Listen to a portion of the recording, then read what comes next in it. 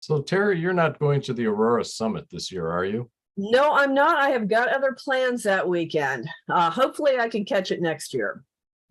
All right. Yeah, well, then I'll see you next year in person, or maybe sooner, who knows? But that Yeah. happens next weekend, so I'm looking forward to it. It's just up at the top of Wisconsin. I saw that. What's your Red Cliff. topic? It's who, when, how, where, why on the Northern Lights, and then kind of give people some things, a separate talk on things people can observe kind of while they're waiting for the Northern Lights. You know, we're always waiting around, and there's so many other things to image or just to enjoy. So look at current and coming events. Yeah. Yep. Definitely. Yeah. Like the eclipse that the good doctor's going to speak about this evening. The bloody eclipse. Isn't that right? Me, which doctor? Yes, exactly. He's losing it already. Which doctor? No, about the November eclipse. I thought that was. Yes, I will. And we have a Dr. David Levy here too. Yes, I will be speaking about the blood moon eclipse of your blood moon eclipse of November 8th. But David, I think you're going to open the presentation for us, Dr. Levy, as well. Yes, today, yes. Yeah. This could get confusing having two doctors, or do we have three? Any other takers? No? Okay. Yeah, both of you being David or David. I am so used to calling him David. I have such a hard time even pronouncing it.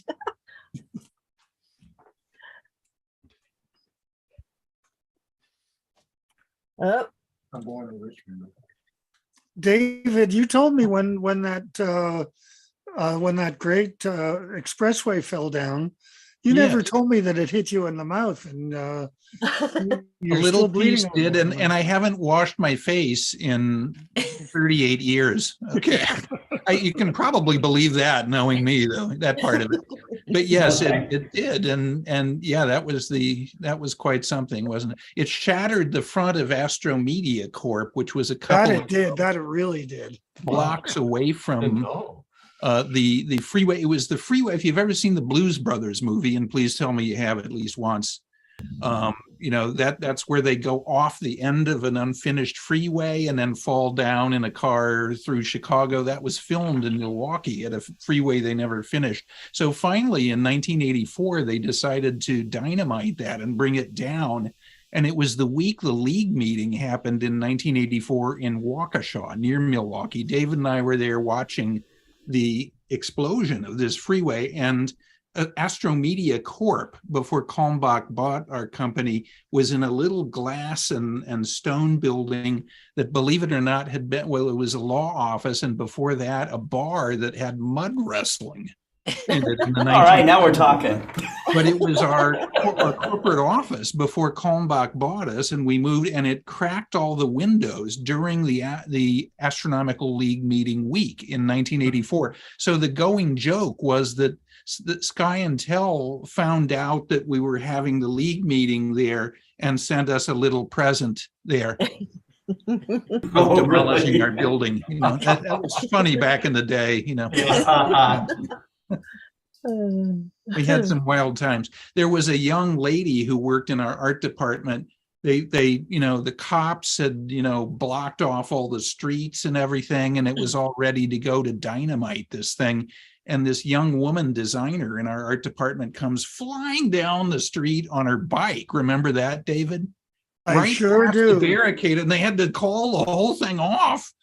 So that this girl lived then and reset the whole thing before they dynamited it. That was a dramatic moment. The unwritten story of Astronomy magazine. Someday I'll get the time That's to right. Wow. Can you believe you've been there 40 years as editor-in-chief? You know, I've only been the editor-in-chief for half that time, but I've been there for 40 years. It's in some ways, it seems like, you know, an unfathomably long time, and in other ways, like yesterday. Yeah. So it's strange. It goes by. Yeah. It goes by so fast. It has been a lot of fun, though. Oh, yeah, I can imagine.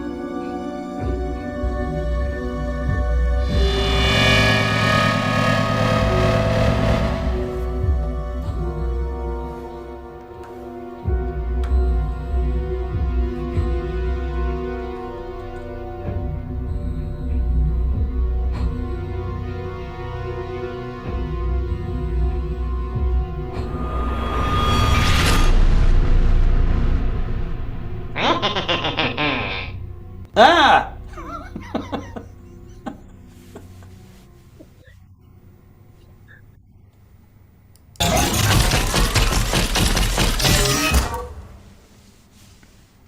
Well, hello everybody. This is Scott Roberts from Explore Scientific and the Explore Alliance, and we're here with the Astronomical League.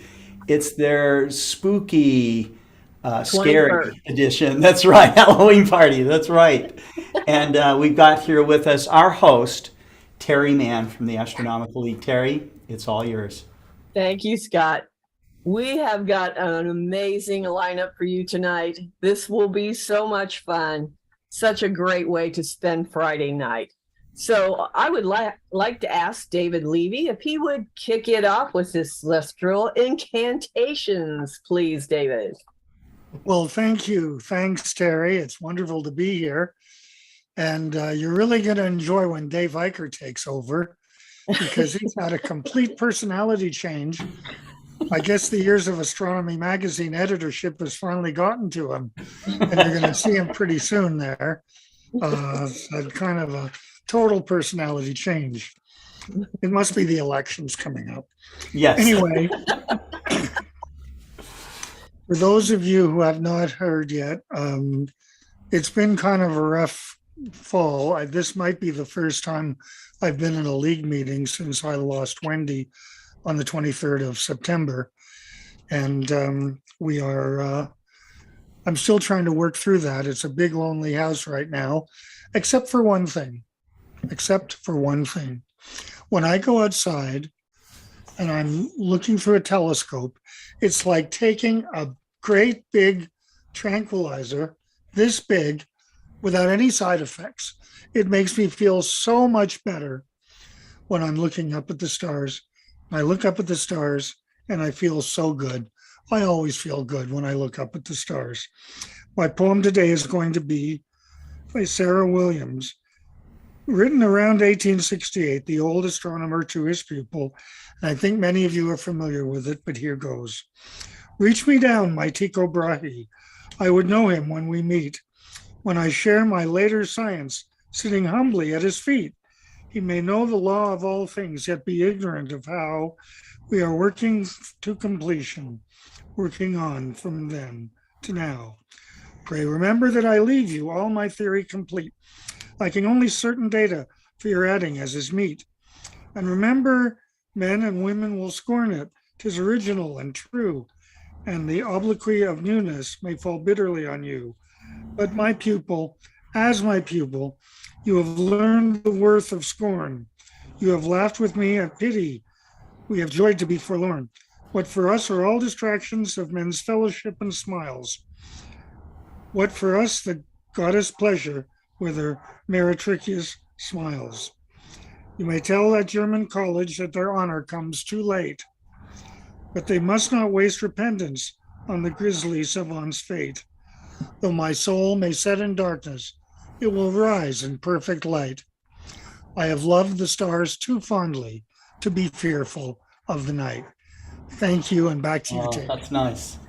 Thank you, David. I love that. I have a bracelet that says that. It just, that's one of my favorites. Thank you so much. That's perfect for Halloween. So, all right, Carroll Iorg, we've got the president of the Astronomical League.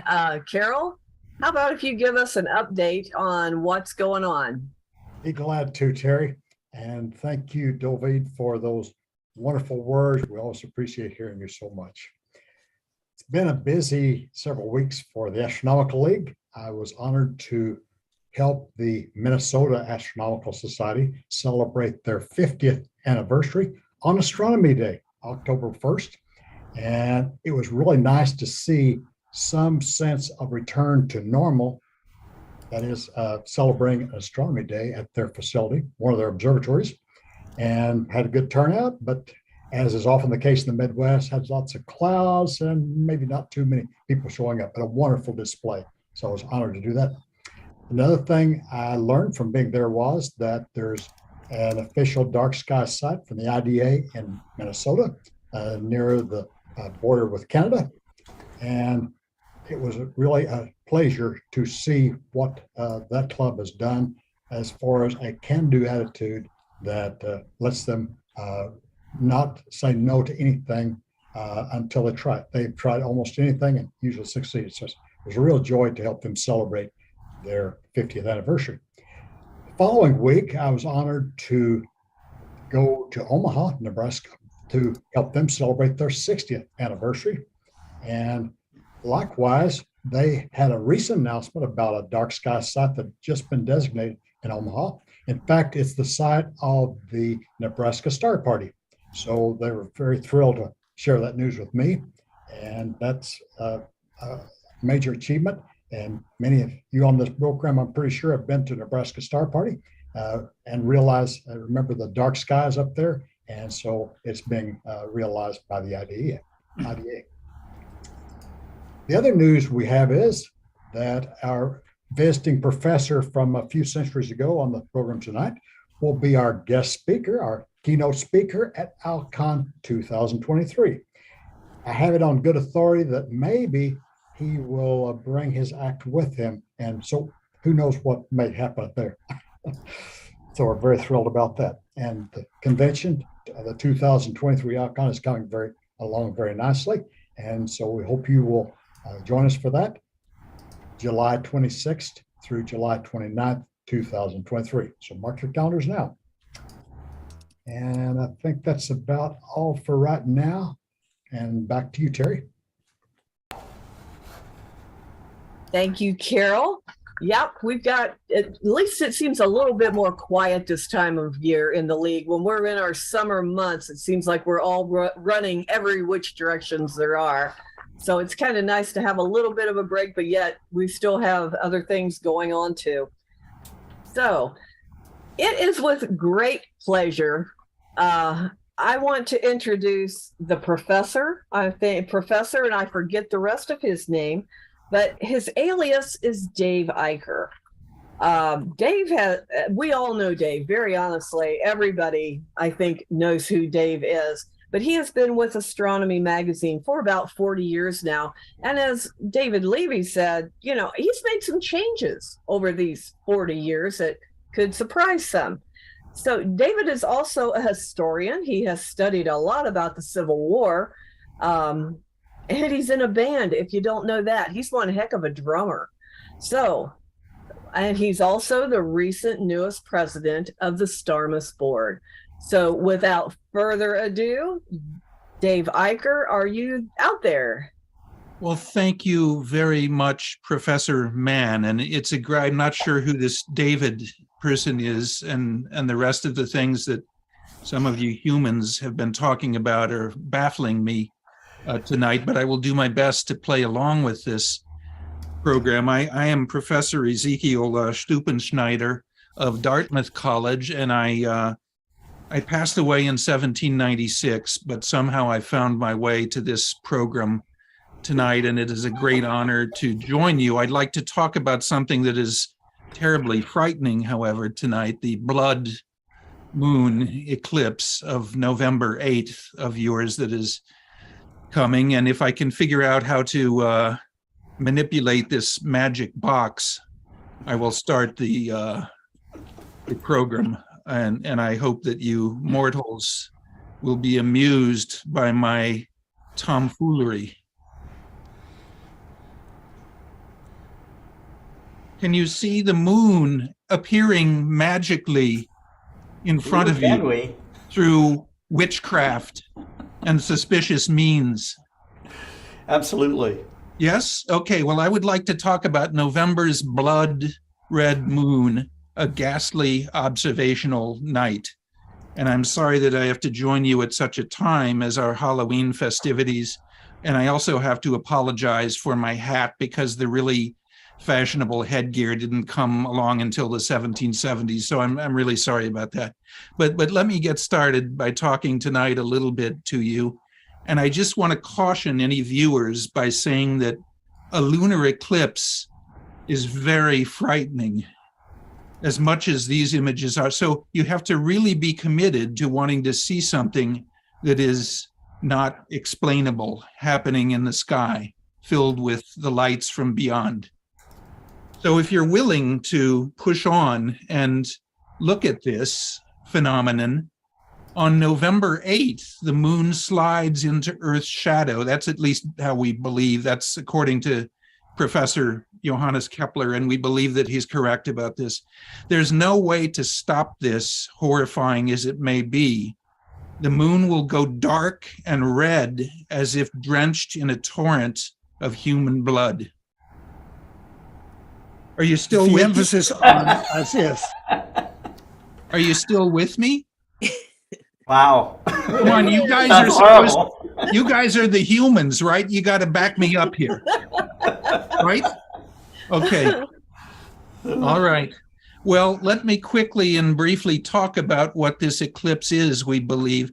It's an eclipse that will slide the moon into Earth's shadow, and we can see it in our sky in parts of the world. And it begins very early in the morning of this day at about 3:00 a.m. So you have to be willing to get up at night is step number one to see things with astronomy.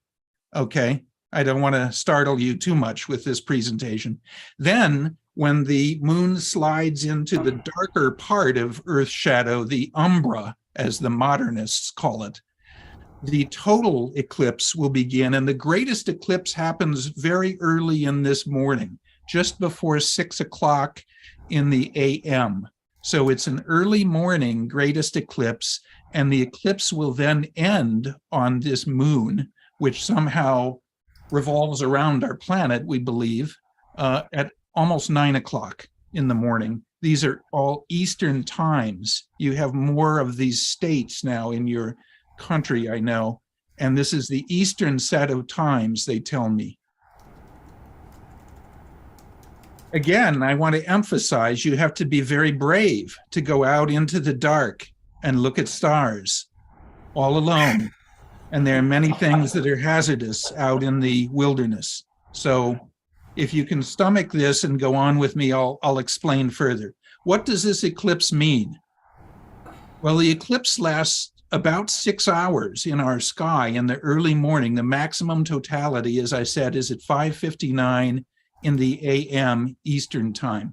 Totality, the darkest part of this lunar eclipse, lasts 1 hour and 25 minutes.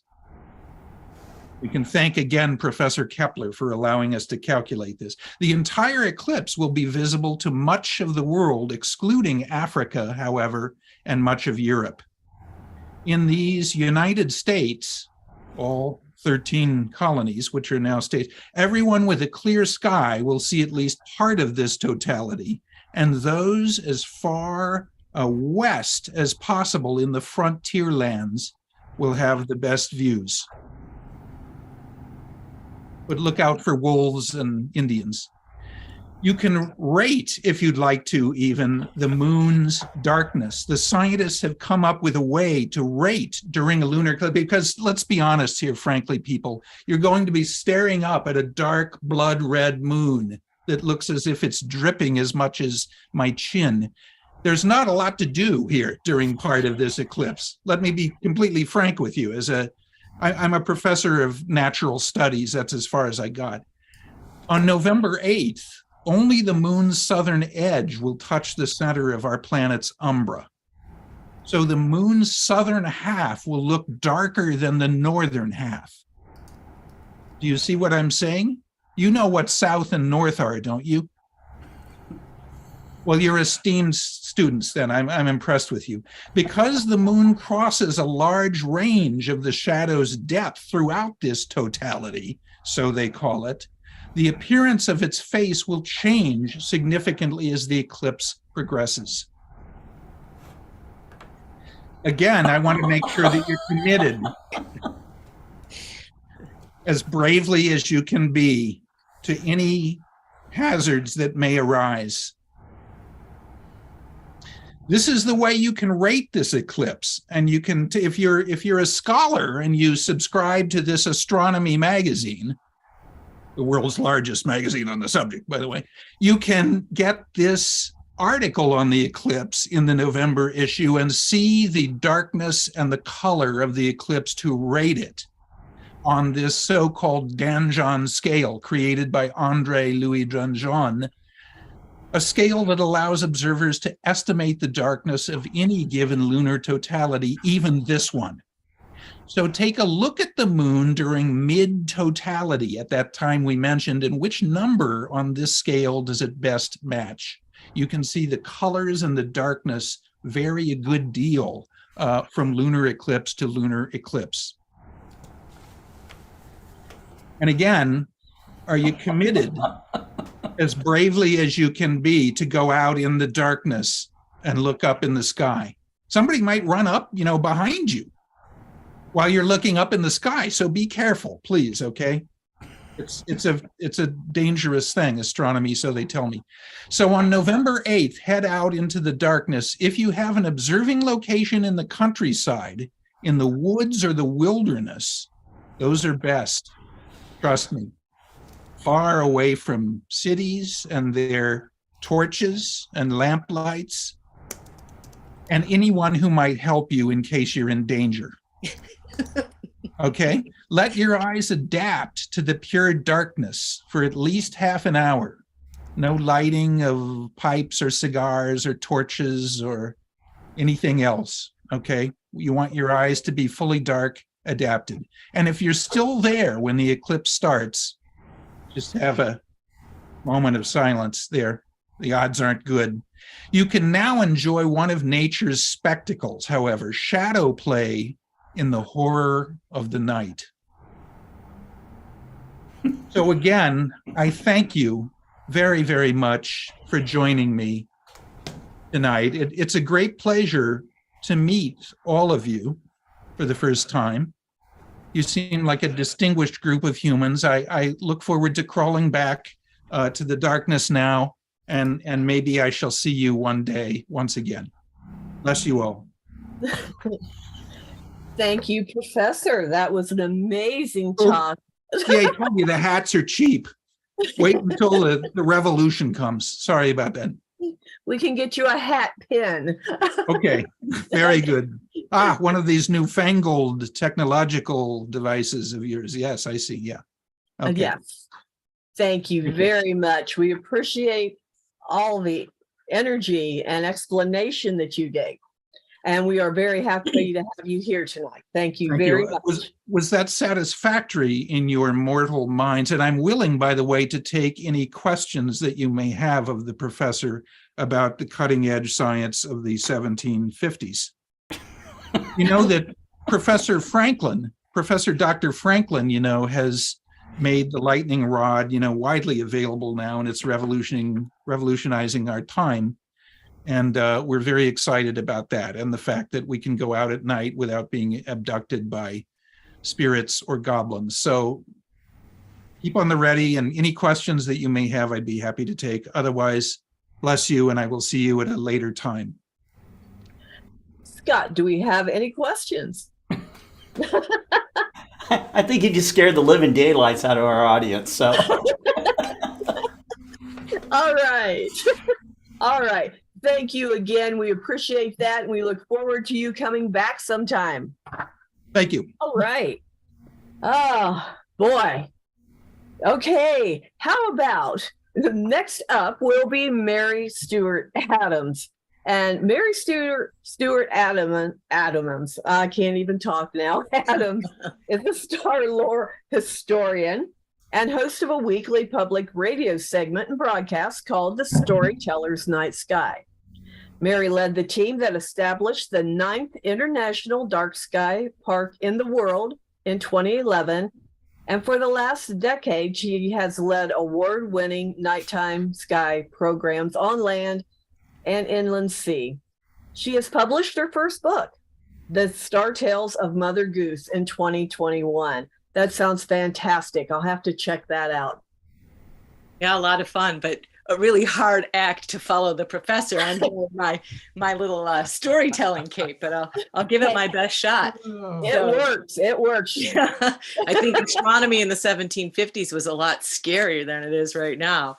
But I'm going to share a few things about what I see as Halloween appropriate activity that's happening in the sky. And so first up for me is talking about the dragons that we find overhead. So let me see here. All right, so this is a map that actually comes from the Star Tales of Mother Goose on the end page. So we've got the whole night sky there. And the first creature that I want to talk about is Draco the dragon, who's the scaly horror of the night, never setting below the horizon. And one of the ways that we can vanquish this kind of dragon is with clear thinking. So I think this is a really important thing to think about, not only as we approach the blood moon on November 8th, but here in the United States, ancient doctor, this is also going to be the time for the election. So it is a time that's really important for clear thinking and to not let the scaly horror of the dragon get a hold of the thought life. It used to be once upon a time that this dragon was the possessor of the pole star. And I have the imagination that he kind of jealously coils about the pole star now, which belongs to the little bear, so that anybody that seeks that place true north has to get past the dragon, like our King Arthur, who in seeking the truth of his parentage has to get past the subterfuge of his father, whose name was Uther Pendragon. All right, after Draco and this necessity of clear thinking, the next, oh, there he is right there in all of his whorish glory. The next serpent of the night sky is the water serpent Hydra that appears just below the celestial equator. And this water snake was once upon a time by the ancient Greeks described as the protector of the golden fleece. So when Jason is on his way to get the golden fleece, he has to sow the dragon's teeth in order to make way to that initiation experience that he has. So unlike the dragon, Draco, which is always coiling overhead and never sets, the hydra undulates along the horizon, its head coming up in the spring and its tail disappearing in the autumn. And as it does this undulation along the horizon, depending on where you are on the Earth, you can see that its head appears just beneath the constellation Cancer, and its heart region would be just below Leo, where we have the heart star Regulus, and then kind of its belly where it's got the crater, the cup, and Corvus, the crow. That's just beneath Virgo, the maiden. And then the tail is going down just below Libra. So this is the time of year when this serpent is setting below the horizon, but all summer long it's been undulating along. And rather than being awake like in our thinking life, I think that this undulating serpent can be quite like what happens in the feeling life. And the way to vanquish this kind of a creature in the night is to have steadiness in your feeling. So when you're out in the dark and you're taking the professor's clue to go out far away from city lights to look at something like the blood moon, you really want this steadiness of feeling, lest the hydra get the better of you. So here's an image of the hydra with Corvus and crater on his back. And then the final serpent that I want to talk about is Serpens, which actually appears in two pieces, grasped by the hands of Ophiuchus. And so Serpens is, I think, is related to the human capacity for firm will. So we have the thinking with Draco the dragon, the feeling with the hydra, and the willing with Serpens. And so it's Ophiuchus kind of stands there holding this mighty serpent with his feet on the back of the scorpion underworld, as though he has really conquered and overcome something. So in this kind of threefold way, the dragon, the hydra, and the serpents are a call from the night sky for us to be clear in our thinking, to be steady in our feeling, and to be firm in our will, particularly when we encounter things in the dark. So here are a couple pictures of serpents. They're grasped mightily in the hands of Ophiuchus, and then on its own, the serpents. All right, so shifting gears just a little bit from these dragons and serpents in the night sky, I wanted to tell a story about an individual who was born at this time of year, the legends about him sometimes suggest that he was perhaps possessed by the devil. And so this has to do for me with the constellation Lyra, which is one part, the bright star there, Vega, marks one point of the summer triangle. Even though we're well into the autumn, we can still see this overhead. So Lyra, or Lyra, is often associated with the harp, but in Bohemia, many ages ago, it was also aligned to the fiddle. And that to me suggests its relationship to the Italian violin virtuoso Niccolo Paganini. And Paganini was born around the time that the professor was on the earth, on October 27th in 1782. He first performed before the age of 12, but legend holds that he nearly died when he was quite young of the measles, and that as the funeral procession was on its way to the graveyard for his burial, someone noticed that he was actually breathing. And so this was a miracle that he was restored to life, but because of that, his parents wouldn't let him play like the other children, and his father, who was rather ambitious with the mandolin, taught his son to play on the strings, and it became evident very quickly that he was a prodigy and that he had unusual talents. He also, as he grew, had an unusual condition that resulted in especially long limbs and extraordinary flexibility. It was said that he could reach 3 octaves on a piano. He had such a long reach. And not only did he play the violin, but his closest companion as a stringed instrument that he only played in private in the most intimate spaces was the guitar. And he became wildly famous as a teenager, and at the age of 16 left home and began to tour around, mainly to get away from his father. But part of the legend is that by the time he was 19, he was pretty well known, but then he disappeared into the castle of a duchess. And for 4 years, he was gone. But then when he reappeared, he was more wildly talented than he had been before. And this is when the rumors really started to take hold that he was potentially, had in fact made a pact with the devil. And there were those who would say that they could see the devil over his shoulder, moving his bow hand and allowing for him to play so rapidly, so much so that men would swoon and women would pass out. He took a 5-year tour of Europe and was just uproariously famous and popular. But this mythology about him, or this legend rather, of him being possessed by the devil never really left. And he was sometimes referred to as the devil's violinist. He died at the age of 57 in May of 1840. Unfortunately, he had lost fame and fortune by that time.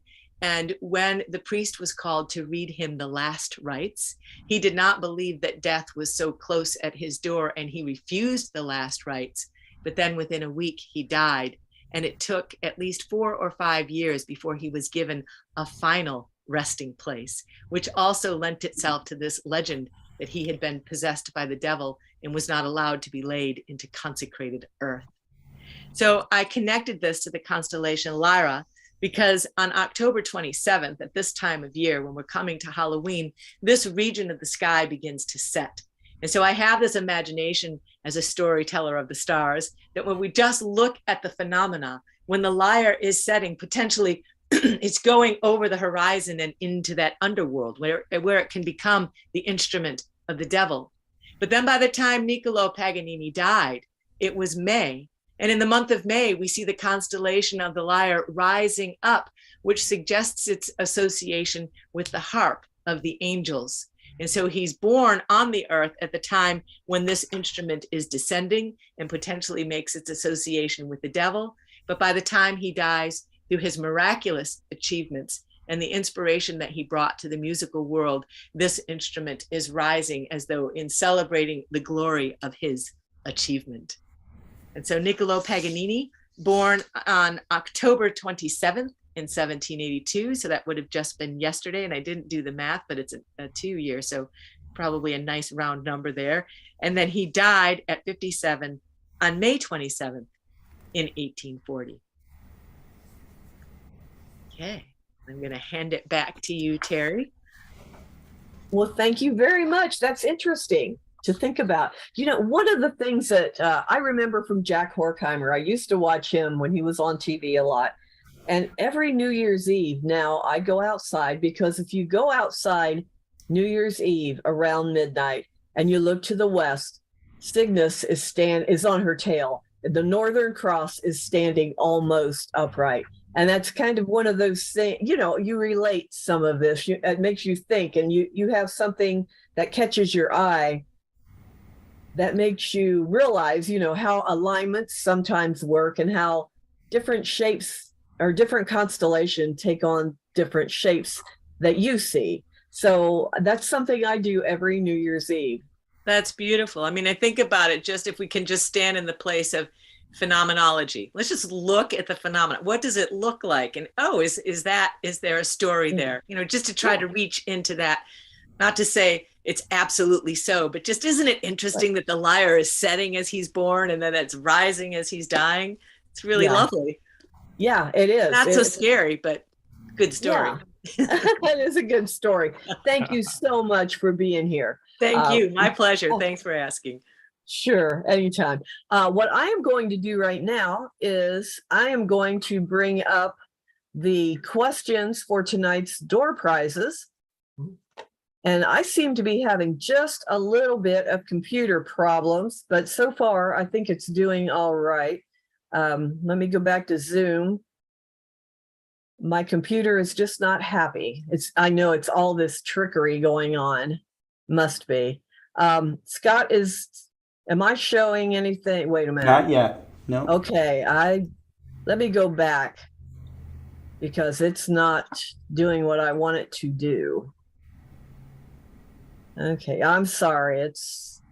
I've been having computer problems and now I'm having more computer problems. Let's see what this will do. Okay, try it again. There we go. I think I got it now. There we go. Yep, thank you. All right.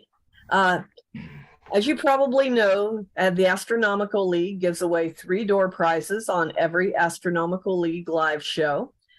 tonight's door prize will be a winter knit hat. So each of the 3 winners will receive one, and the color will have to be decided when the office contacts you to make sure what colors they actually have in stock. And as you know, probably, we have had trouble on international shipping because door prizes that we have sent out that started off costing $12 sometimes have ended up costing $60 to ship internationally. So for right now, we are working on it, but for right now, we cannot ship internationally. Now, tonight's different than the GSPs. Tonight, we give the winner, announce the winner after we get done with the last talk. So please send your answers in within the next 20 minutes or so, because I will announce the winner tonight. And someone from the Astronomical League office will be contacting the winners. So here we go with the questions for tonight. Now, if you were listening closely to the professor's talk, the answer was given. How long will totality last on November 8th, total lunar eclipse? Second question, Halloween is a cross-quarter date, meaning approximately midway between equinox and solstice. There are 3 other cross-quarter dates throughout the year. What are those dates?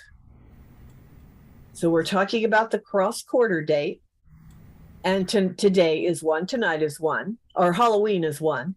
And there are 3 other cross-quarter dates throughout the year.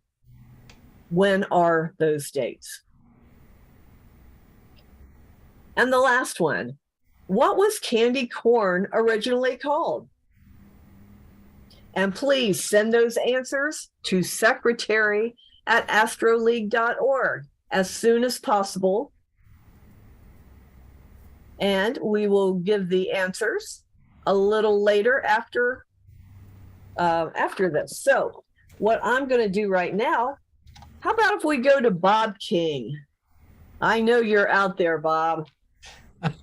I hear you. Here I am. You're hearing me clicking away. Yes. Now, we all kind of know Bob King, but I'm still going to tell you a little bit about him. Bob King fell in love with the night sky and astronomy when he was a kid growing up in Illinois, and he loves to share his passion with people of all ages. He writes for Sky and Telescope's website and magazine and maintains Astro Bob's astronomy blog. His books, Night Sky with the Naked Eye and Wonders of the Night Sky You Must See Before You Die, describes the joy of sky watching, while Urban Legends of Space examines space versus pseudoscience astronomy and pseudoscience astronomy. Bob wants to see everything he's read about in astronomy books, with the exception of falling into a black hole. Well, Bob, considering the title of your talk, maybe something else can hit you. You don't want to fall into a black hole. Something else just occurs to me. I don't want to be hit by a giant meteorite either. So. Yeah, there you go. Because Bob King's title is "It Came from Outer Space: People and Possessions Hit by Space Rocks." Well, thank you very much, Terry. I Sure. appreciate that. And we'll go to the presentation. You described it just fine there, so we'll start right up and start from the beginning, always a good place. This is kind of how we think. This is overly dramatic, of course, and we think this probably isn't going to be possible, won't happen in our lifetime, and hopefully it won't happen in our lifetime. But there's always the possibility that there could be an enormous meteorite or meteorite shower that could land dangerously in a place and threaten human life. I mean, just ask the dinosaurs, although there aren't many of those around, just their skeletons these days, and maybe a touch of their DNA.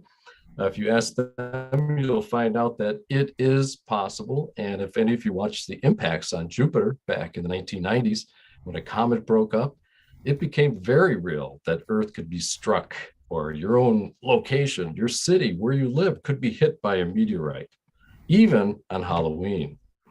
Just looking at what falls out of the sky in a typical year, there's like 5,000 tons of meteoric dust that drops in from the sky.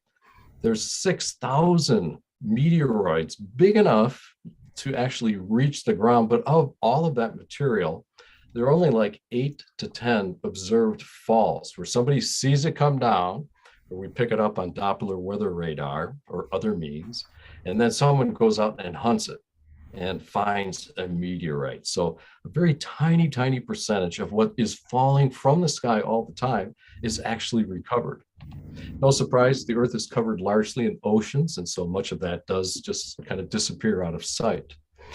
The biggest in all of recorded history, the biggest blast that ever happened occurred over eastern Russia on June 30th, 1908, in the Tunguska area. It's called the Tunguska event.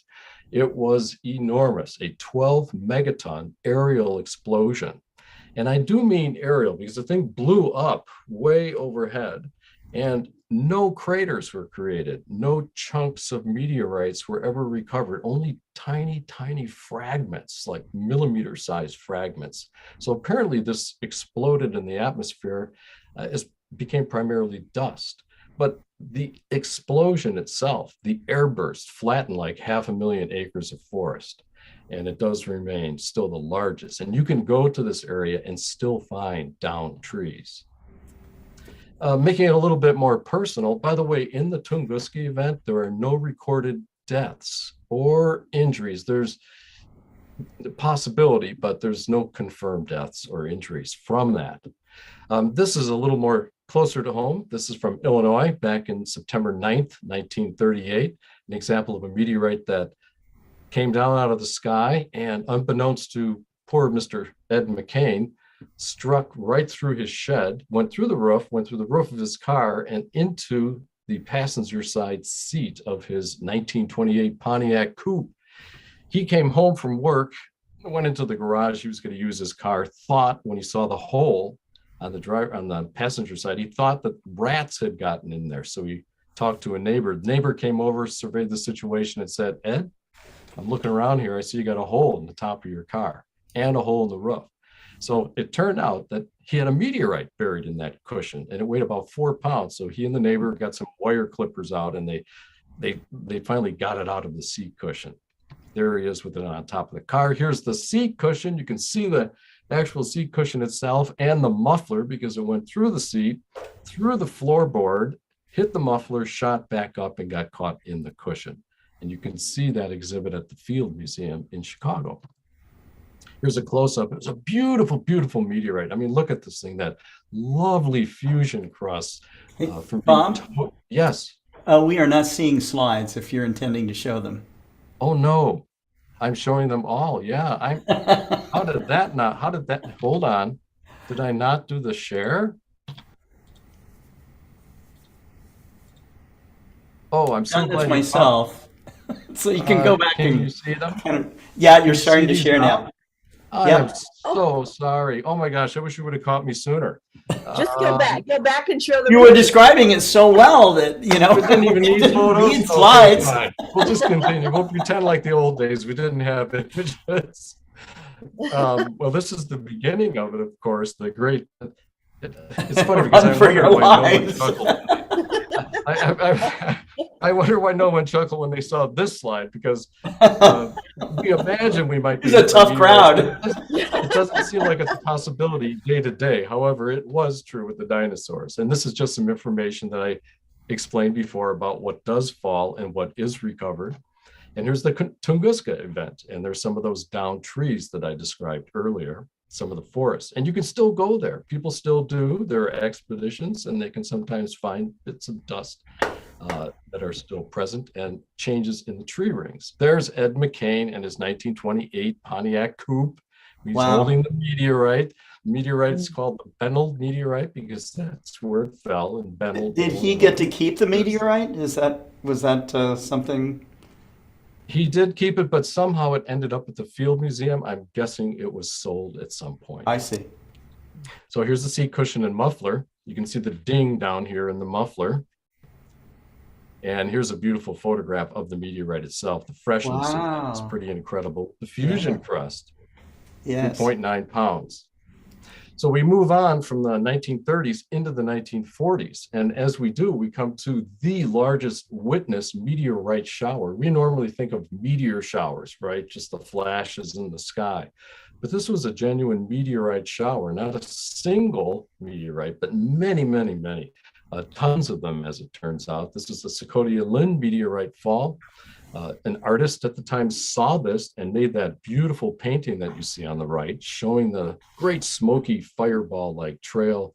There were just detonations and blasts, and the ground shook, and it rumbled for minutes. And this occurred back in February 1947 over the Eastern Soviet Union again. There were more than 120 craters and pits left by all of the falling pieces after it exploded apart once it hit the atmosphere. This is one of the pits, a photograph taken back in 1947. That is a significant meteor crater right there. Look at that. That is big. And if you were to go there today, I don't have a current image, but this is from 1995. You can still see, you get a sense that you're still inside a crater. So this is many years later. Here's a piece of the Socotia-Lund iron nickel meteorite. Many of the falls here, all of the ones that I've talked about and will talk about, they are all stony meteorites with this exception. And this is an iron nickel meteorite with absolutely gorgeous regmaglyphs, these little pockets of softer materials that get carved out and melted away.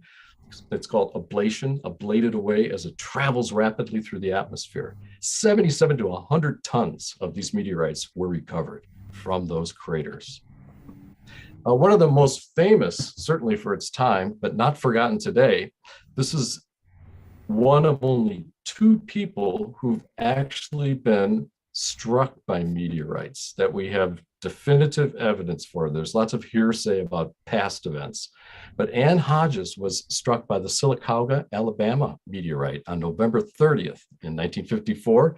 This was no small meteorite. This stone weighed 8.5 pounds.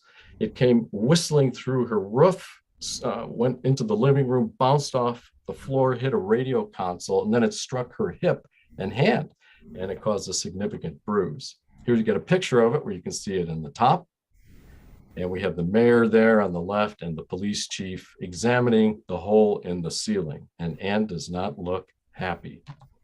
No. This is Hewlett Hodges. Hewlett and Ann, they're looking at the 8.5 pound meteorite there. This fascinating story, just very briefly. Ann thought that the meteorite really belonged to her because it hit her, but the landlord of the home where she was staying in, where the couple was, he or she sued for ownership of the meteorite, figuring she could sell it to repair the roof and maybe make a little bit of money. Well, in the end, Ann and husband countersued, and Ann basically won. And the landlord got a little bit of money, but Ann and her husband got possession of the meteorite. But they did not sell it in the end. Instead, she donated it to an Alabama museum. But all of the stress and the media coverage from this for several years ended up playing into their divorce. So the fall of this meteorite, in part, led to their divorce, the separation of the couple. A sad story, I'm sorry to share, but true. This is the only documented death by meteorite. So I know you're going to start feeling confident now. It's never going to happen. But just when you think it isn't, it's going to come from behind. A meteorite called the Valera meteorite struck a cow in the neck and killed it. The farmer, had heard a sonic boom and just figured, that's nothing special. Went out the next day, saw the dead cow and the meteorite next to it. Eventually, it was shown that that rock next to the cow was, in fact, from the heavens. And that was back in 1972, the first and only documented death. Probably one of my very favorite stories is the Peekskill, New York fireball, October 9th, 1992. Lots of people were out watching football. They were out at all the high school football games that weekend, and people had cameras. And so there are, I think, like 16 videos of this fireball entering Earth's atmosphere. That traveled across that was visible for like 450 miles, and many fragments fell, but the only recovered piece of that meteorite crashed through the tail light and rear end of Michelle Knapp's 1980 Chevy Malibu. There's Michelle on the left there looking at the damage. Her car was purchased quickly after that. She paid $400 for the car, but it was sold for $25,000 because it was just such a valuable artifact. And the meteorite, which you see here, 26.5 pound peak scale meteorite, that was sold for $50,000 to these three people right here. And then here's Michelle, there's her mom, and there's her father. So it's a one big happy family there. I just found this an interesting curiosity. The car still goes around as an exhibit, but a tail light and the title to the vehicle were sold fairly recently for $5,000. So that's what you can get for $5,000. This is the second instance of someone being struck by a meteorite. It was a 13-year-old boy hit by a 3-gram meteorite, so very small. You can see it in the palm of his hand. That was back in Uganda in 1992. It didn't strike him directly. I'm not sure how, if he would have been hurt, perhaps bruised, but it struck a banana plant, and that sort of absorbed the fall, and then it bounced down and bounced onto him. So he was not hurt, nor was anyone else. Of course, the most famous recent fall was the Chelyabinsk meteorite fall back on February 15th, just what, not even 10 years ago. And this was in the era of dash cams. So many Russian people driving to work recorded this just because they were driving to work. And it was a fireball. It was like brighter than the sun. Chunks of it broke off as it struck the atmosphere. It turned out this was a 66-foot wide object, a very tiny asteroid, traveling at 43,000 miles an hour, had the energy of 500 kilotons, which is 30 times the power of Hiroshima. This is the main chunk of the meteorite that was fished out of a lake near the city, Chelyabinsk. And this is now put up in a display. What happened was that when this came into the atmosphere, even though it was 66 feet wide to begin with, it hit the air, and it was like hitting a brick wall at that tremendous speed. And that busted it up into lots and lots of tiny pieces. It also, during the explosion, the breakup, created a massive shock wave. And the shock wave arrived after the flash of the meteor. So people heard the meteor, they saw the flash, then they went to their windows and looked to see what was happening. And then the glass blew out when the shock wave hit. And lots of people were injured during this fall from just breaking glass, like you saw in the previous photograph. Here are some of those fragments. There are just thousands of these little things. People call them Chelly peas. And thank goodness we have an atmosphere, or we'd get hit in the head and bonked by more meteorites than we might imagine. I want to wrap up with one last meteorite slide here. This is occurred in Aguas, or in Costa Rica. This is the Aguas Sargas meteorite. And as you can see here, we have a lovely couple. We have a meteorite hunter, Greg Houpe, on the right. And the gentleman here is holding a part of the fall that pierced a hole through Rocky's kennel. And you can see that Rocky's kennel went for auction and sold for $14,000.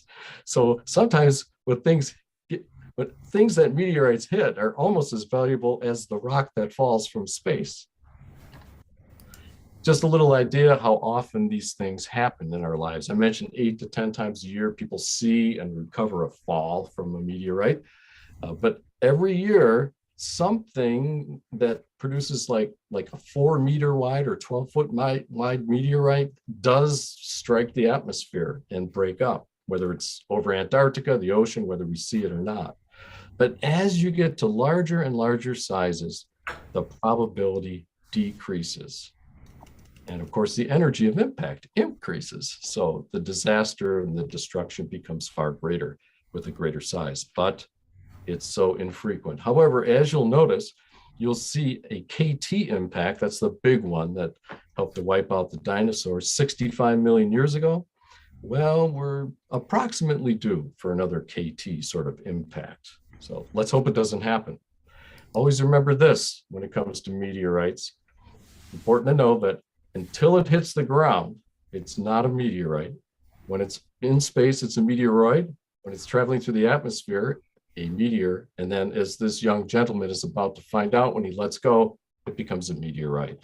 So I would say this Halloween, if you go out trick-or-treating, just leave a bag out there, open it up, and see if anything falls into it during the night. Maybe you'll catch a meteorite. Who knows? At least there'll be a little sprinkling of cosmic dust in there overnight. And that's what I've got for my presentation. Thank you for alerting me that I didn't have Well, thank pictures you, going. Bob. That's really interesting. I love hearing about the stories. Meteorites just amaze me anyway. I was talking to Dave a little while back about on the last GSP about the Tucson, rock and mineral, I believe, show, and Yes. what they have there. That sometime I would like to go out there when they are having that show. And he also mentioned they do a star party in conjunction, which I would love to attend too. So, but that is one thing.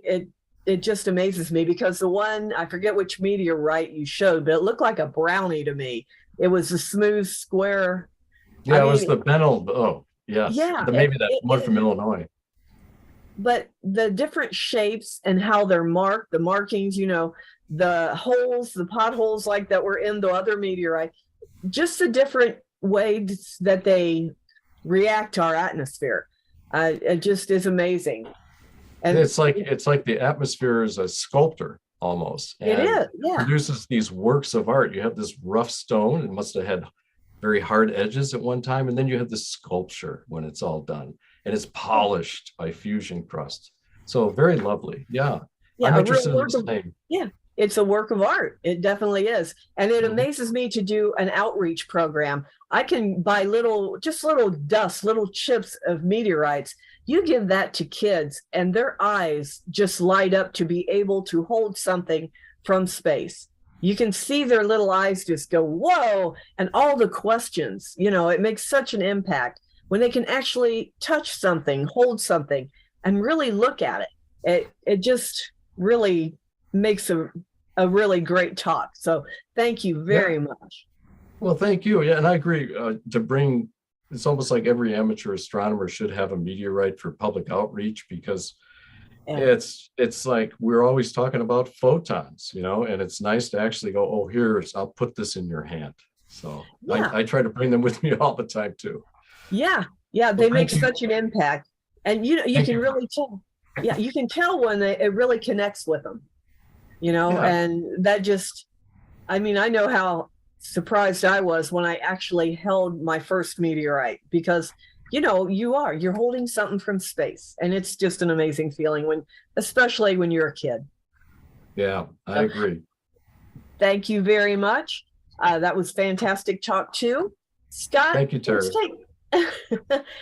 Let's take a 10-minute break, and we are going to come back with two more fantastic stories that you're going to love.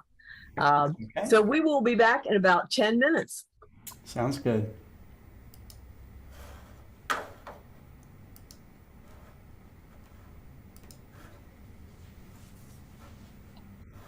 Thank everybody for everything you've done. Everything has been so exciting and so much fun.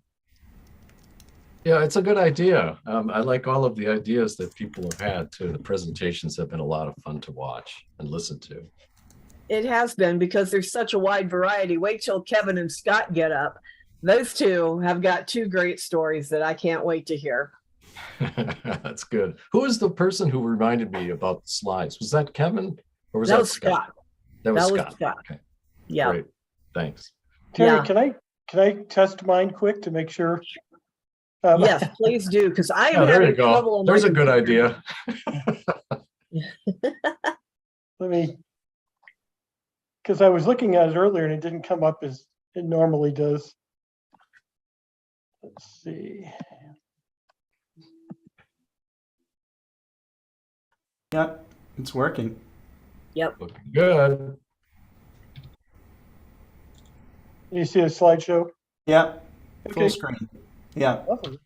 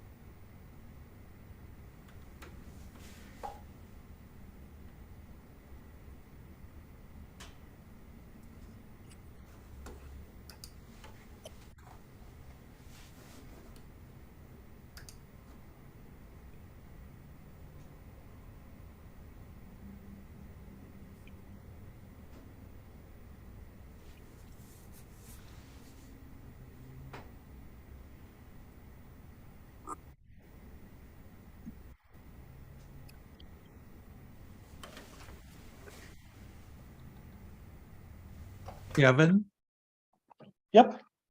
next time I come out your way, I'll have to bring the little book that I found of the Lowell families. Yeah, that's neat. Yeah, to show you. Did you just happen to come across that at an I auction house? I was doing, yes, it was actually just a straight sale house. It was the Boston Book Company. So presumably it's been in Boston the whole time. And I just stumbled across Abe Books again, which is just one of these digital bookseller sites, Yeah, and I'm was, familiar with that. Yeah. you know, kind of adding some things, some older titles about Washington and Jefferson and people like that to my collection, and just stumbled on it. And so I was amazed, and I did a very careful analysis looking at, that instead of just listing a book, they have images of the important pages now on Abe books, at least for some books.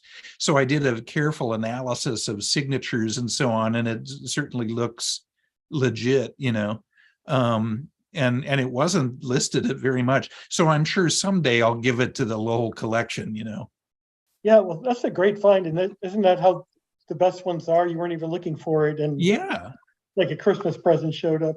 Exactly. I just really stumbled upon it. So obviously, eventually it'll have to go into the Lowell collection, Well, you have the entire Eicher Museum. I can't believe you haven't outgrown your house yet. Well, I haven't even confessed to you. I've been sort of going crazy, not so much with books, but with historical documents over the last year or two. Well, when we catch up at some point, I'll have to show you some things that I got there with, Civil War people, but even more so early era presidents and so on, I think you should start charging admission. Well, if I hang it up and head west one of these days, I'll have you into the house and bore you with all this stuff. Rumor has it that you only have 10 years left in astronomy. Only now. It's a good thing. That's great. It's a good thing that I started at the magazine when I was, 7. And The march of time. few more years left. Yep. Well, Tucson's a better choice. I mean, it feels like the last few days, it felt like we're in Milwaukee. It's, it instantly went from that week of fall to winter. It feels like. Yeah. We have some snow on the peaks, but it's not horrible yet. Sure. Well, I say horrible because as I get older, I'm over snow and cold. I like the warm better. Me too. I'm with you. Hi, Mary. Are you? Oh, I see. We have another video. Sorry.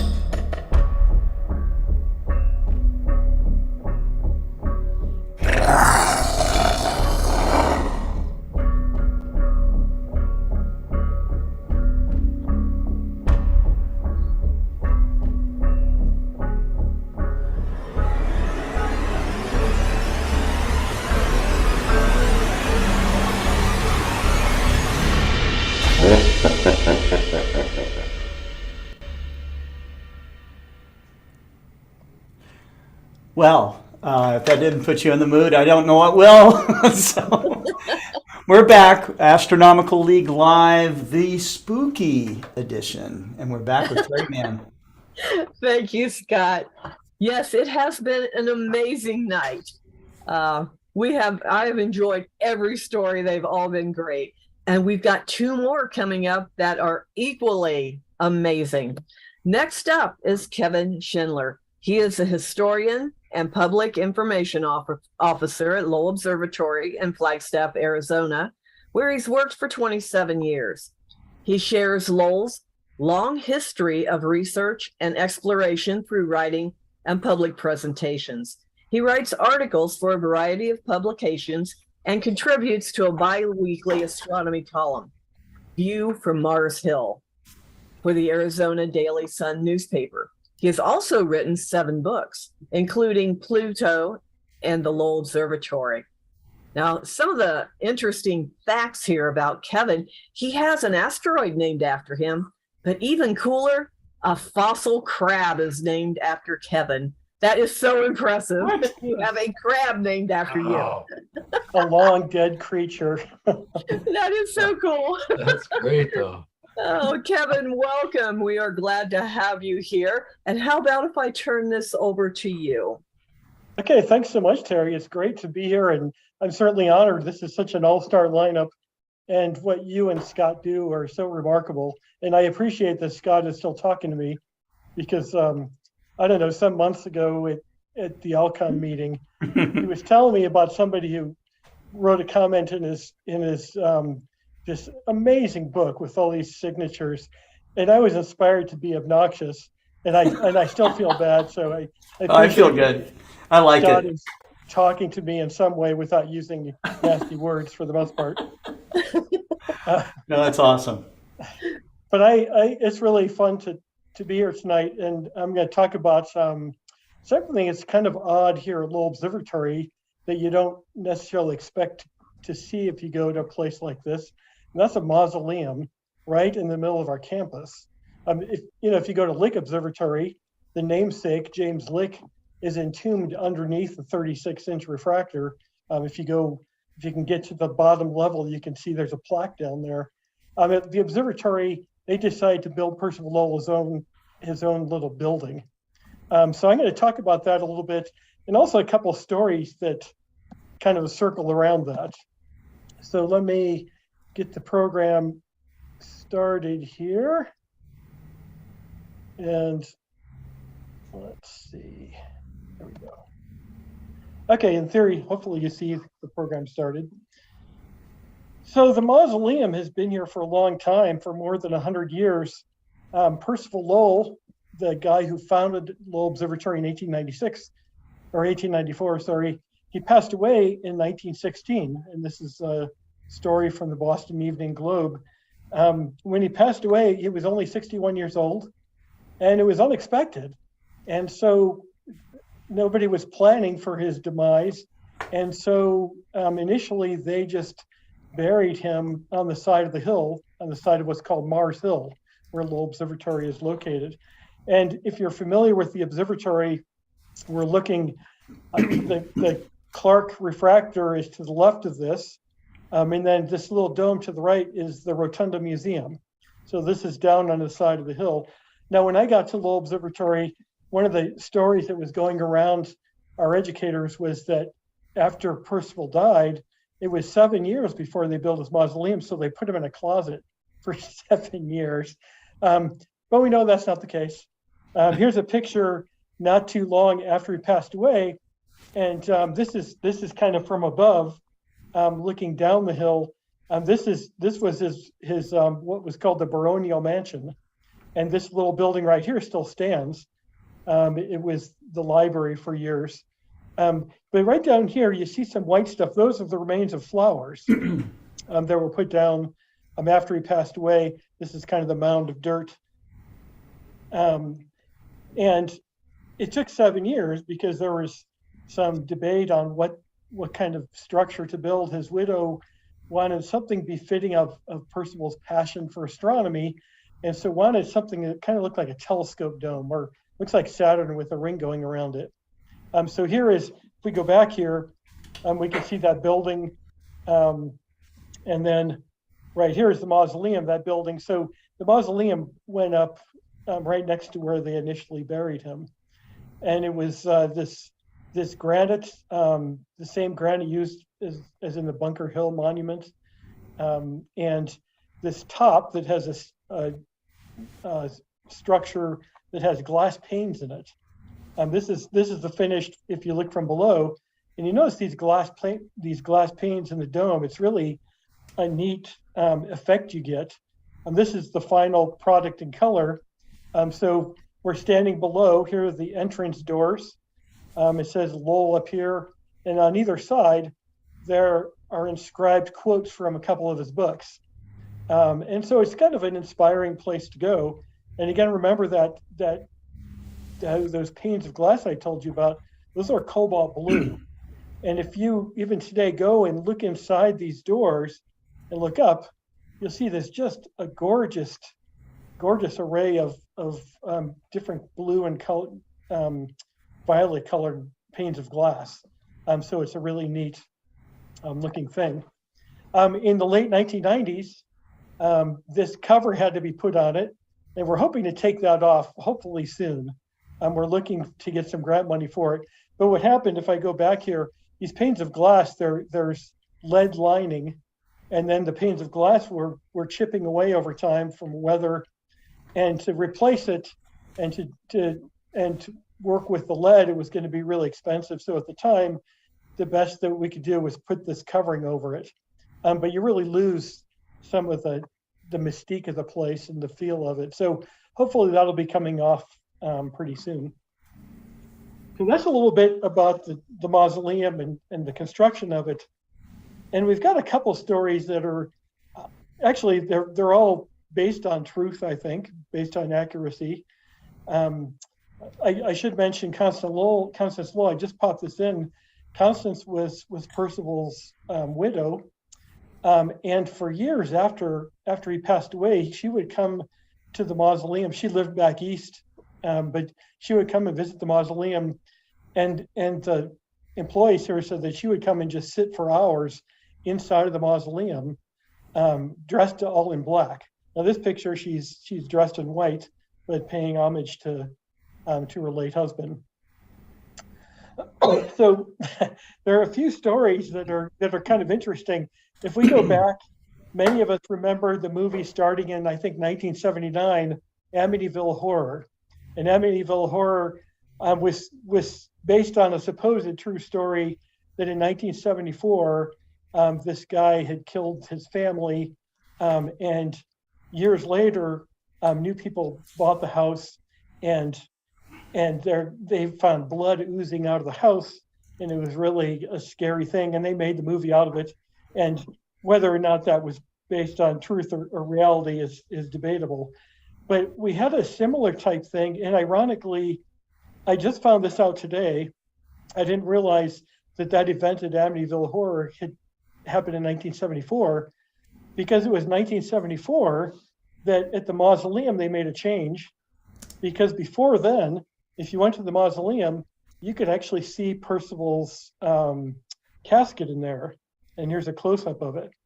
Well, before this, there's a story, and I've heard this told by locals who have been here a long time and remember this. It was not too long before they encased this in 1974 in big cement panels, so you can't see the casket anymore. But apparently, visitors had come to the observatory, and they went up to take a peek inside the mausoleum. And as they got close, they saw this pool of blood coming out of the door. And again, the timing, I just found out of the same exact year as Amityville Horror, but it always reminded me of that story. So they came running back to the visitor center and said, "There's blood coming out of the door. What kind of place? What's going on here? This is creepy." And so our staff went up there, and it was during the monsoon season when we get a lot of rain, and water was leaking through the roof, and there's a lot of metal on this casket, and there was a pool of rust that had formed, and it was dripping and going out the door. And so they didn't see blood, but it was this pool of rust coming from the casket. And I don't know if that's the reason that they enclosed it, but you can no longer see that. one of these days when Dr. Stupenschneider, and I apologize if I got your name wrong, is out here, we've always wanted to, 100 years after Percival Lowell's death, look inside and see what's happened after 100 years in the dry conditions of Arizona. But we have to get through the sealed vaults because we've tried moving it and it's sealed. So we have to work on that, Doctor, to try to get in there. I would love that, but I think that's a dubious idea because everyone knows that blood comes from caskets when witches place ham sandwiches outside of the centers of town during a rainstorm. So I don't think it was blood. It couldn't have been. Well, No. We can prove that though. That's right. So that's one story that, we had that Amityville horror-like blood coming out, but it was actually this rust. Now, another story that's not as spooky, if we jump to the 1990s, in 1996, most of us probably recognize this picture, this microscopic picture of ALH 84001, the Martian meteorite that in 1996, a team of scientists had announced has what seems to be microscopic life, ancient life. And this made headlines around the world. There's another great story about how that was announced, that it was announced a little bit earlier than they planned because one of the scientists on the team, as I understand, was having sort of a close encounter with somebody of the opposite sex and was whispering sweet nothings and mentioned, I have this really great announcement. I think he was trying to impress her. And from that, the story leaked out. And so NASA had to announce it earlier. Doctor, maybe you know that story if that's true or not, but it's something that I heard way back when of the reality of why some science stories are leaked. Anyways, this was announced. And the next day at the mausoleum, I took this picture. On the next day at the mausoleum, there was a bottle of champagne in a glass and a cigar, and this note that says, far away, hidden from the eyes of daylight, there are watchers in the sky, Euripides, whatever, 406 BC. We never had figured out who put that note there, but they were paying homage to Percival Lowell, who, to his dying days, promoted the idea that there was not just life, but intelligent life on Mars. So this was a tribute to Percival Lowell that you were right all along. There is life out there. And I think we could debate how close Percival Lowell's predictions of intelligent life are to reality, but still, it's something fascinating when you see stories about potential life in the universe or even water in solar system. Percival Lowell's name always comes up. And that's a tribute to he just promoted these ideas and enthralled people's imagination so much that he's still connected to these ideas. But we still have this bottle of champagne. I will say that Percival Lowell had pretty fine taste, and I'm not sure if he would have drank Andre champagne. I think he probably would have gone for something a little bit classier, but you never know. So one other thing having to do with the mausoleum, and this is a scary thing. Talk about Halloween. This is scary. This story isn't scary, but this picture is. In the 1990s and early 2000s at the Observatory, we did a living history program where we dressed up as astronomers. It kind of is reminiscent of Dr. Stupenschneider being here today, except he's really here. But we dressed up as dead astronomers, and for some reason, I was the part of Percival Lowell. I think because I walk upright, I think that's the limit of our comparison. But I played Percival Lowell. I don't know why I'm so dusty here. I don't know, but this is a long time ago. So we did this for several years, and the last time we did it was in 2001. It was March of 2001, and we didn't think we would be doing it anymore. So afterwards, several of us went up to the mausoleum, and we had the key, which is this great skeleton key that was handmade back in 1916. And so we went inside and drank a toast to Percival Lowell. And I believe we might have had a cigar or two because Percival Lowell was a cigar man. That's why that cigar was lying next to his mausoleum in the Champagne, he said the only reason for a dinner is the fine cigar that follows. And so we thought we would pay tribute to Percival Lowell. We were inside the mausoleum toasting him, and we stepped outside to see this. It was stunning. Wow. It was Northern Lights. The only time I've seen them in my life. And we were in the mausoleum toasting Percival Lowell. Mars was just rising. Mars, the red planet, is rising. And this is not a picture right at the mausoleum. This is of Mount Eldon in town that a friend of mine took. But 180 degrees, the sky was red. It was 2001 when the sun was very active. And in fact, Phoenix is 130 miles south of us. A TV station had reported a large fire north of town because the sky was aglow. We don't get northern lights here. And so this is a real thing that happened, but of all nights that it happened, we are in Percival Lowell's mausoleum toasting him. And it gives me goosebumps to think of that today, because of all the nights, it was this night that we had the northern lights that far south. Right. So really kind of like I said, I still get goosebumps to think about it. And I don't know if he was sending a message, like, get the hell out of here, or it was some grand celestial celebration. But it was really a kind of a special moment, I think. So those are a few stories we have about the mausoleum. I think it's one of the reasons that places like Lowell Observatory are so special, because the family is still connected to the observatory, still essentially owns it, and our founder is 100 feet from the classic refractor that he used, as if he's keeping an eye on it.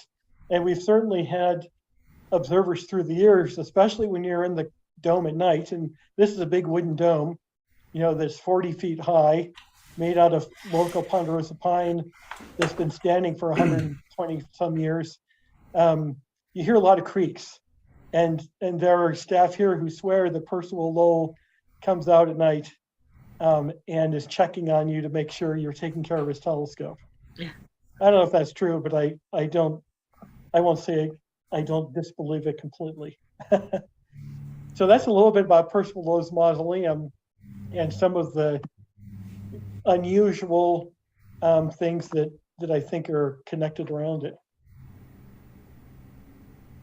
Well, thank Interesting. you. Very interesting. Yeah, really good. Thank you. Yeah, I can't wait to, next time I'm out there, I'd love to see that. So, well, we'll get that skeleton key and take you inside. And That's it's cool. really a fact. And I shouldn't share this, but since we're celebrating Halloween, a couple of years we would go inside on Halloween, and this is just in recent years, I would dress as Percival Lowell. And one year it was memorable because I would kind of go behind where the big, and we certainly want to honor the spirit of Percival Lowell and not desecrate him in any way, but also to have a fun atmosphere for our visitors.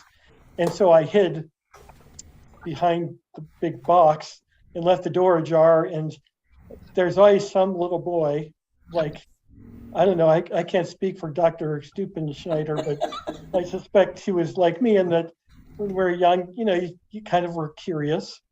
And so sure enough, a boy walks in, is looking in the dark, and I stood up, and I believe he's still running from that. So that was kind of fun to pay homage to Percival Lowell and his heritage here while kind of having fun with it. Oh, I bet. Awesome. That was on Halloween. Fantastic. Yep. Thank you, Kevin. That was amazing. It's always fun to hear about such a historical place. I mean, I remember seeing the mausoleum. I was out there a few times, but I was amazed to see a mausoleum on the grounds. I never really knew that before I went there. So, and I think at that time, I'm not sure that the glass cover was over it when I was there. It might have been the original. That means you're long overdue for a visit to Lowell Observatory. Yes, I am. And when I come there, I will look you up. Yep. No hiding behind boxes and coming out. And standing. No guarantees. No guarantees. Thank you, Kevin. I appreciate it. That was fantastic. Oh, next up, Scott is always behind the scenes. You know, he always keeps everything running, makes everything look smooth. And, you know, you never hear that much from him. So I said, Scott, I know you've got some stories to tell. Why don't you come on this show so we can finally put you out in front? So next up is Scott Roberts. So Scott, I'm going to turn this over to you and let's hear what you've got to say. Thank you, Terry. Well, you know, one of the things there are spooky things associated with observatories and astronomers, and particularly, we were just at Mount Wilson Observatory. We did our 60-inch star party, and I used to have keys to Mount Wilson. I maintain a smaller telescope that was up there. It was a Meade 16-inch telescope, so the whole place. I mean, it's like over 100 years old. Okay, and there's sounds and weird things that happen all the time at Mount Wilson. And when you talk to the astronomers who work there all the time, and there have been people there that have been there for decades. Okay. They have stories, okay? They have stories. And so I recall one night, because I finished my work replacing another electronic board and more motors for a Meade 16-inch telescope, because the undergrads would use the telescope and they would leave it on or something like that, and motors would burn out or whatever. And so I get it all fixed up for the next group.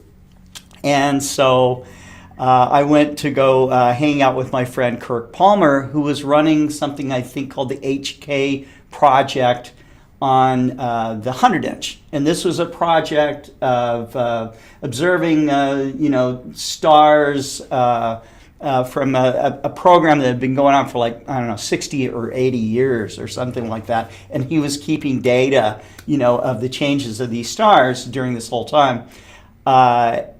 And it's just him and me in the dome.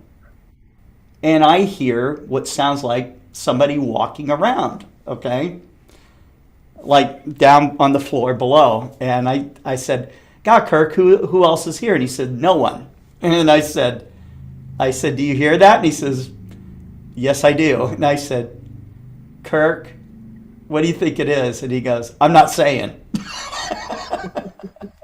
There are lots of haunted stories about the 100-inch and the 60-inch telescope. And, I'm not going to name names of who told me this, but maybe we can get him on to actually tell the story next, Halloween or the spooky Astronomical League live program. But people apparently have seen the image of George Ritchie in the 60-inch dome because it was something that he protected. And so these are people, it's their stories, okay? So I don't know, I have some skeptic feelings about these things, but I'll tell you the story that happened to me, okay? And so this goes along with like a little PowerPoint, so I'm going to run this, and I always do this for other people instead of myself. Here we go. And let me take this full screen. You guys will have to watch this and tell me if I'm doing it correctly. Is that okay? Can you see that? Yes. Okay, all right. So, sometimes astronomy can be spooky, and this is what I call the legend of Colonel Green, okay? So I used to work for Meade Instruments. I worked for the company for 21 years, and I did all kinds of support work for that company, including doing things like going to you know, other countries even, or remote places to repair telescopes, okay? Too big to return the telescope, so it's much easier to send me with motors and electronics and stuff. This is me at the Northeast Astronomy Forum shortly before I started my own company with a 20-inch Meade behind me. Okay, that was really enjoyed working for Meade Instruments during all those years and just loved being there. But I had a promise that I kept to myself to start my own business. And so I try to keep my promises. One day we get a call from our distributor in Mexico. This distributor's name is Cosmos. And they described a problem at the Guillermo Haro Observatory. This is run by the University of Mexico. At the time, it was the biggest telescope in Mexico. I don't know if it still is or not. But this observatory is up on a mountain, about 45 minutes drive from a mining town, and a historic copper mining town called Cananea, Mexico. And what they had there, you can see I got a little arrow pointing to the little observatory there. A Meade 16-inch telescope was in there. I think some undergrads were doing some measurements of light pollution or atmospheric extinction measurements. That's what it's used for. And I think they got a little tired and sleepy, and they left the observatory open, okay? And it snowed, and it snowed, and it snowed. And what happened was that the entire, you can see how high this thing was. It was filled with snow all the way down to the door, okay? So they just had to leave the door open and let the snow melt out, okay? When this is around springtime, so I get there, and I'm picked up in Tucson by the director of the observatory. I forget his name. And we're driving in the middle of the night to Cananea, Mexico, where they get me ready to repair the telescope because the electronics were fried. Okay. This is just kind of a little map here showing you the area of Cananea. You can see down to the left-hand part. This is the old historic copper mine that was put in place there by Colonel Green. Okay, and I'm being driven to Colonel William Green's house. Okay, it was built in the early 1900s. It's all run by the University of Mexico today. It's surrounded by a fence. There are signs up saying it's a prohibited property to, you can't just enter it. And and Cananea is a nice, sleepy little town in Mexico. So I thought. So I checked in, and I have my own cook. This is the house as it looks even today. And it's a big place. From what I understand, Colonel Green slept in one side of the house, and his wife slept all the way on the other side, separate rooms. When you go inside the house and you get into the, I guess the drawing room or whatever, there was just a big oval carved wood plaque up there dedicated to Colonel Green, and so I thought, wow, this is cool. I've got this whole place to myself. I got my own cook. All right, let's go to the observatory. So I run to the observatory. And I start to do repair on the telescope. But I'll talk a little bit about Colonel Green. This is a photograph of Colonel Green. He was a tough businessman, famous for discovering rich copper reserves in Cananea. And he founded the Green Consolidated Copper Company in 1899. He took it public, okay, and became one of the wealthiest businessmen in the world by 1905, okay?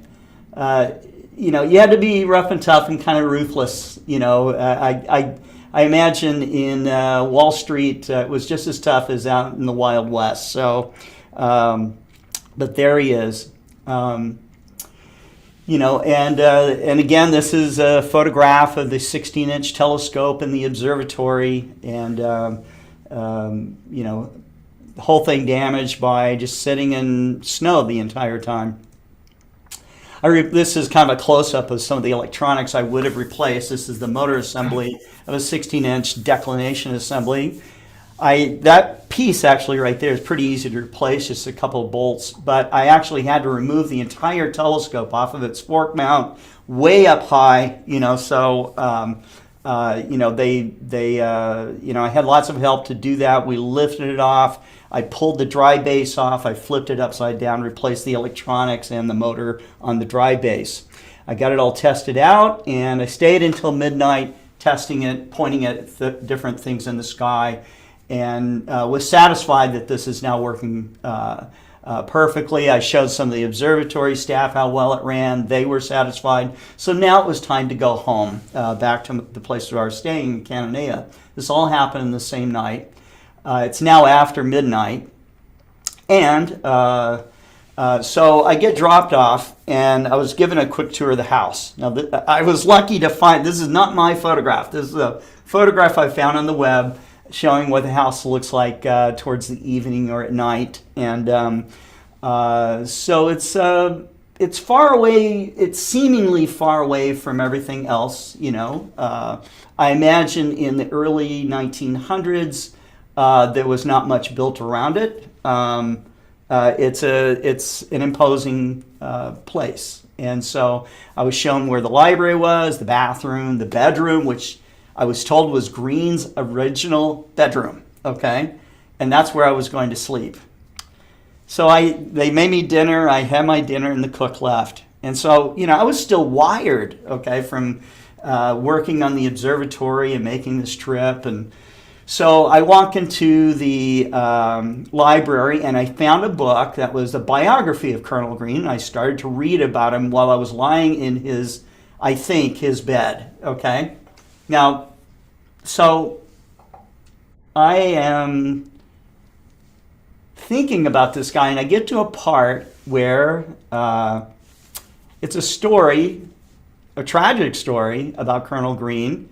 Colonel Green, before he started his copper mining business, had a ranch near present-day Sierra Vista. Okay, this is just south of Karchner Caverns State Park, where I gave a star party, and so he's ranching along the San Pedro River, not far from Tombstone, and he had a small dam built to create a shallow pond to water his cattle. Okay, the owner of the ranch next to his was unhappy that he had created this dam. Okay, because now it was shutting off water from his cattle. Okay, and so he got a group of Chinese workers and built a new dam on his property. And the story is that he sent the Chinese workers over to dynamite Colonel Green's dam. Okay. So the day after the dam was destroyed, Green's daughter Ella and a friend named Katie Cochran went down to swim in their favorite spot along the San Pedro, but were swept away and drowned in the current. Apparently, the blast of the dynamite had altered the river's channel, creating a deep hole with a strong current where the swimming pool was. This really creates a big problem. James Burnett was the Justice of the Peace in Tombstone. And so what happened was Green blamed Burnett for the death of his daughter and came out with a revolver near the OK Corral and shot him to death right in front of from what I understand, in broad daylight. Okay, he surrenders to the sheriff, but Green was ultimately acquitted of murder by claiming self-defense. The part of the story, there's different bits and pieces of this story, and in the book that I was reading, it claimed that Burnett had threatened to kill Green, and that gave him the justification to go and kill him. So just kind of a preemptive strike. And so here we got a guy, who is a kind of a rough and tough businessman who had killed somebody, okay? And I'm reading about this guy, and I was in his house, and I was looking at his furniture, and the decor of the house was very kind of ostentatious. He was one of the richest men in the world at one time, and so I believe that probably Green thought a lot of himself, okay? And this is what's running through my head, okay? And as I'm sitting there reading the book, I'm thinking, gosh, this guy would be upset if he knew what I was actually kind of really thinking about him. And here I am sleeping in his bed, okay, thinking about this. And so what happens next, okay, is kind of strange, all right? Because the room gets really, really cold, okay? I don't know how many degrees it drops, but now I'm shivering, okay? And what happens is that there is loud banging, like somebody's running around the side of the house with a baseball bat hitting the wall. All right? I think that must be the radiator system, pipes, kicking in because it got cold. The radiator must have kicked in and all the rest of it. And that's what that was, okay?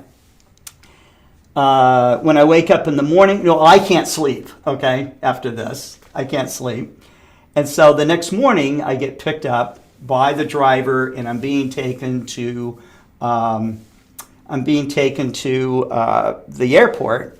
And the driver asked me, he said, well, how did you sleep last night? And I said, I didn't sleep at all. I said, I heard the pipes of the heating system go off, and it was just really loud, and I just couldn't sleep at all. And so he said, there's no heating system in that house.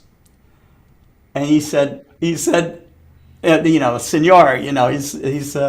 he's a Mexican man, and he says, nobody sleeps in that house. Nobody stays there. He said, that house is haunted, okay?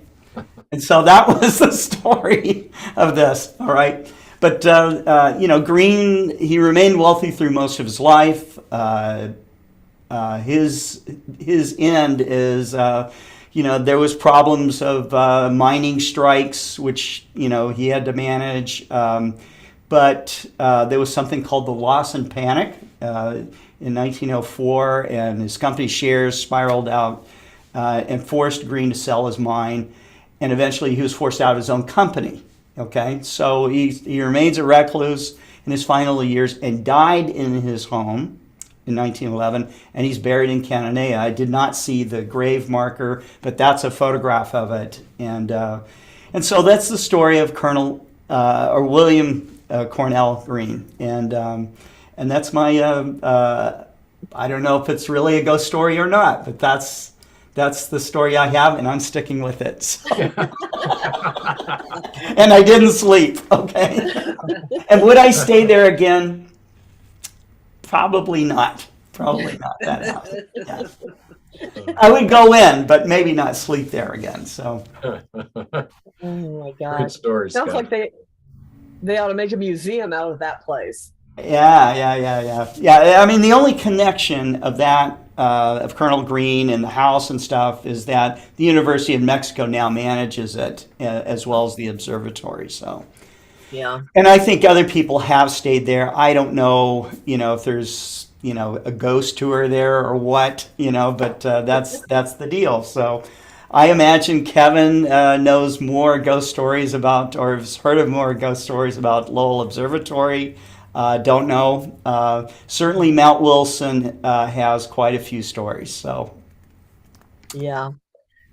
Well, thank you. That is an interesting story. I don't think I would have slept either. I'd have probably been out of there if I had a way to get out. Well, I did. I jumped up. This is a piece of the story I left out. I jumped out of my bed because I thought it might be teenagers or something, or kids hitting the house. Now, if you can go on Google Earth and type in it's called El Green, but not with the E at the end of it, Green, and Cananea, and you'll find the house, okay? And you can see that it's kind of set off away from the main town of Cananea. I mean, you know, you could walk a couple blocks and be in the town, but it's fenced off. There are signs up saying no trespassing. Okay. But I expected it was teenagers or something. And I thought when I ran out, I would hear somebody laughing or running or something. It was dead quiet. Okay. And so they either hid in the bushes if they had done this, or I don't know what. So that's a good Halloween story. Fits right in here. That's right. Oh, thank you, Scott. It's nice to have you in front instead of behind the camera now. All right. That was the spookiest story I could come up with. Okay, so. Yeah, well, that works. That works. All right. I tell you what, I'm going to go back and give the answers to the questions that I asked earlier. As soon as. All right. So the answers for tonight's questions will be, and remember, each person here will receive a call from the Astronomical League, or an email rather, from the Astronomical League, getting information from them to ship the knitted winter hat. All right, how long will totality last? November 8th for the total lunar eclipse. Totality will be unusually long, lasting about an hour and 25 minutes. Barbara Brown got that answer. The cross-quarter dates. There were 4 cross-quarter dates throughout the year, with Halloween being one. The other dates are Groundhog Day, February 2nd, May Day, May 1st, Lammas Day, August 1st, and Andrew Corkhill has that answer. What was candy corn originally called? Chicken feed.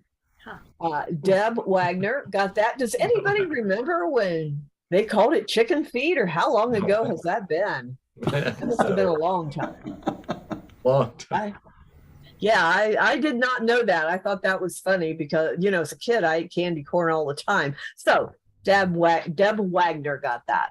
Thank you, everybody that answered the questions, and these 3 people will be contacted by the Astronomical League. So what I would like to do is thank all of you, David Levy, poet, author, and master of incantations, and Carroll Iorg, the AL president and leader of the pack. Dave Eicher, editor-in-chief of Astronomy magazine, and so much more at our astronomical community.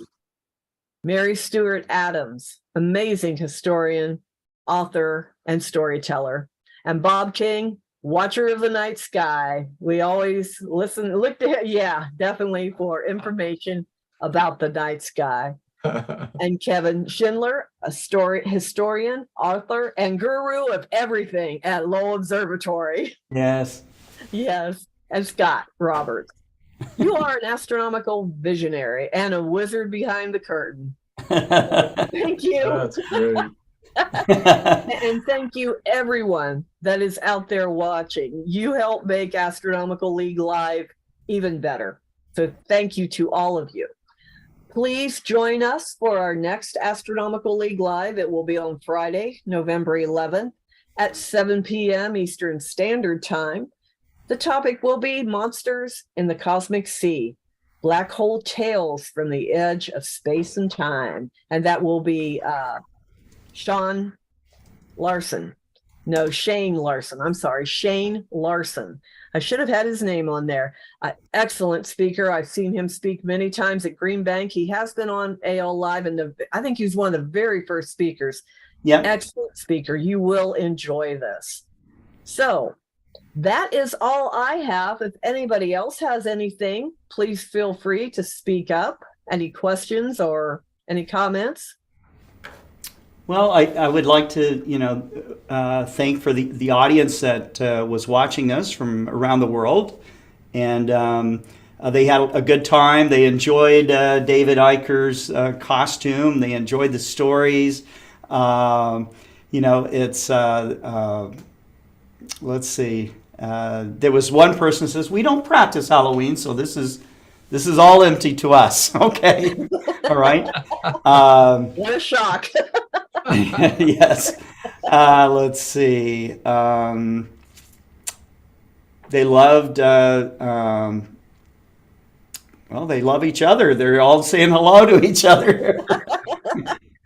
Beatrice from Belgium said, it's a pity I missed the first hour of the show. You can, of course, go back and watch it as it's all recorded. The story about Amityville came up, and I've seen the Amityville house in Amityville, New York. I actually had a client there, Berger Brothers Camera. So, yeah, lots of people are thinking about haunted this or spooky that, and so we definitely got the spirit of all this going. And I think that's it. We want to thank, I want to thank the Astronomical League for putting this on and for letting us broadcast it. So it's excellent that we can do this, and I personally really enjoy it. Well, thank you, Scott, and thank you for everything that you do and everybody that has spoken tonight, has done tonight. It has been amazing. We will have another Halloween party next year, and with the professor's costume, we've all decided maybe we better all dress up. And Carol, I'm expecting you to be dressed up too. You've not seen anything yet. Just wait. That's great. You got a year to figure it out. All right. Thank you again to everybody that's watching, to all of the speakers. Scott, we couldn't do this without any of you. Thanks. Thank you so much. Yeah. And thank you, Terry. Thank you. Sure. Thank you, Terry, for moderating it all. We appreciate it. And thanks for having us. I enjoy it. And we will see you then on November 11th, 7 p.m. Eastern Standard Time with Shane Larson. So please join us, and thanks again, everybody. Bye. Good night. Thanks. Good night. Night. Night. Night, everybody. Nice to see you all. Bye-bye. Bye.